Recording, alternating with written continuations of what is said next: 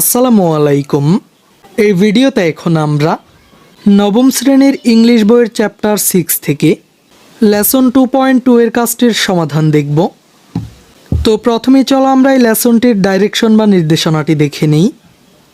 Now notice the grid carefully and in pairs or groups identify what features of viruses, bacteria, culture and civilization you compare। অর্থাৎ জোড়ায় বা দলে নিচের সারণীটি ভালোভাবে লক্ষ্য করো এবং ভাইরাস, ব্যাকটেরিয়া, সংস্কৃতি এবং সভ্যতার কী কী বৈশিষ্ট্য তুলনা করছো তা খুঁজে বের করো। Then record them in the given grid. তারপর প্রদত্ত সারণীতে উক্ত বিষয়গুলো লেখো। Finally check your response with other groups. এরপরে তোমার উত্তরগুলো অন্য দলের সাথে যাচাই করো। One is done for you, একটি করে দেওয়া হলো। তার মানে এখানে আমাদের কাজটি হলো ভাইরাস, ব্যাকটেরিয়া, সংস্কৃতি এবং সভ্যতার কি কি বৈশিষ্ট্য আমরা তুলনা করব তা খুঁজে বের করে এই ছকটির প্রথম কলামে উপস্থাপন করা। এখানে একটি নমুনা দেওয়া হয়েছে। এরপর আমরা এসব কম্পেয়ারেবল ফিচারগুলোর টেক্সট থেকে প্রাপ্ত উদাহরণমূলক বাক্যগুলো উপস্থাপন করব।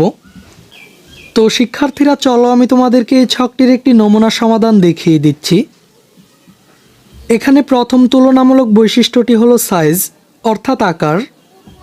Viruses and bacteria are microscopic organisms, অর্থাৎ ভাইরাস এবং ব্যাকটেরিয়া হলো অতি ক্ষুদ্র জীবসত্তা। এরপর দ্বিতীয় তুলনামূলক বৈশিষ্ট্যটি হলো প্যাথোগেনিসিটি, অর্থাৎ রোগ সৃষ্টি করার ক্ষমতা। Viruses and bacteria have the potential to cause infections and disease in humans, animals and plants. Virus এবং ব্যাকটেরিয়া মানুষ, পশু এবং উদ্ভিদে রোগ এবং সংক্রমণ ঘটানোর সামর্থ্য রয়েছে। এরপর তৃতীয় বৈশিষ্ট্যটি হলো ট্রান্সমিসিবিলিটি, অর্থাৎ সংক্রমণযোগ্যতা। Viruses and bacteria can be transmitted from one organism to another through various means, অর্থাৎ ভাইরাস এবং ব্যাকটেরিয়া বিভিন্ন উপায়ে এক জীবসত্তা থেকে অন্যটিতে ছড়াতে পারে। এরপর চতুর্থ বৈশিষ্ট্যটি হলো কালচারাল এলিমেন্টস অর কম্পোনেন্টস, অর্থাৎ সাংস্কৃতিক উপাদান। Culture and civilization involve shared values, beliefs, norms and customs that guide the behaviour of individuals within a society. অর্থাৎ সংস্কৃতি ও সভ্যতায় উপাদান হিসেবে থাকে সার্বিক মূল্যবোধ, বিশ্বাস, রীতি ও প্রথা, যেগুলো একটি সমাজভুক্ত মানুষের আচরণকে প্রভাবিত করে। এরপর পঞ্চম তুলনামূলক বৈশিষ্ট্যটি হলো কালচারাল এক্সপ্রেশনস, অর্থাৎ সাংস্কৃতিক অভিব্যক্তি। Cultures and civilisations offence produce art, literature, music and other forms of creative expression that reflect their values, aesthetics and traditions। অর্থাৎ সংস্কৃতি ও সভ্যতা প্রায়ই শিল্প, সাহিত্য, সঙ্গীত এবং অন্যান্য ধরনের সৃজনশীল অভিব্যক্তি তৈরি করে যা সেগুলোর মূল্যবোধ, নান্দনিকতা ও ঐতিহ্যের প্রতিফলন ঘটায়। আর সবশেষ তুলনামূলক বৈশিষ্ট্যটি হলো লিঙ্গুইস্টিক ডেভেলপমেন্ট, অর্থাৎ ভাষাগত উন্নয়ন।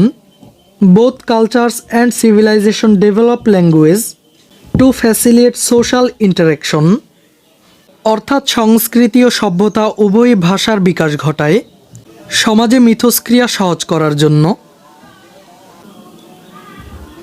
এই ক্লাসে এই পর্যন্তই। পরবর্তী ক্লাসে আমরা লেসন 3.1 এর কাজটির সমাধান দেখব। শিক্ষার্থীরা এই ক্লাসটি তোমাদের কাছে কেমন লেগেছে তা আমাকে কমেন্ট করে জানিয়ে দাও।